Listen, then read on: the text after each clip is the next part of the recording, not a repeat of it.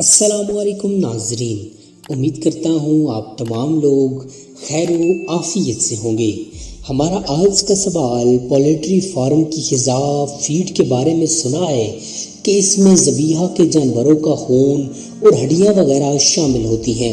قرآن مجید میں جانور کے ذبح کے وقت بہنے والے خون کو حرام قرار دیا گیا ہے، اور جو چیز حرام ہو وہ ناپاک بھی ہو جاتی ہے۔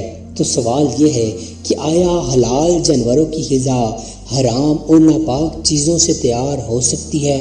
معزز ناظرین، جن جانوروں کا گوشت کھایا جاتا ہے یا عرف عام میں جو حلال جانور کہلاتے ہیں، ان کی غذا ان اشیاء سے ہو سکتی ہے۔ دیہاتوں میں مرغیاں گلی کوچوں میں پھرتی ہیں اور نجاست بھی کھاتی رہتی ہیں۔ فقہ اسلام میں گندگی کھانے والے جانور کو جلالہ کہتے ہیں۔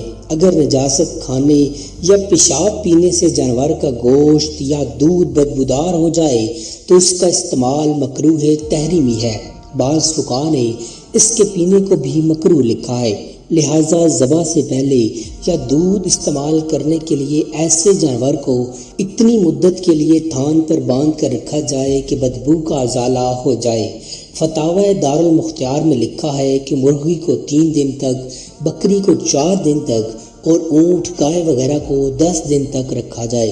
فتاوی شامی میں بزیانہ کے حوالے سے مردار کھانے والے اونٹ کو 1 ماہ تک، گائے کو 20 دن تک، بکری کو 10 دن تک باندھے رکھنے کا حکم دیا گیا ہے۔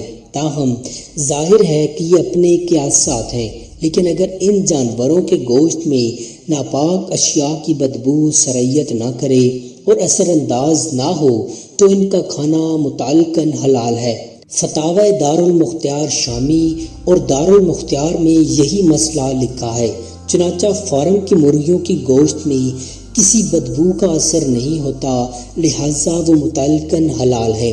الغرض حلال جانور کی غذا حرام یا نجس وغیرہ سے ہو سکتی ہے، اس کے حلال اور طیب ہونے کی شرط نہیں ہے۔ امید کرتا ہوں آپ کو ہماری آج کی یہ ویڈیو پسند آئی ہوگی۔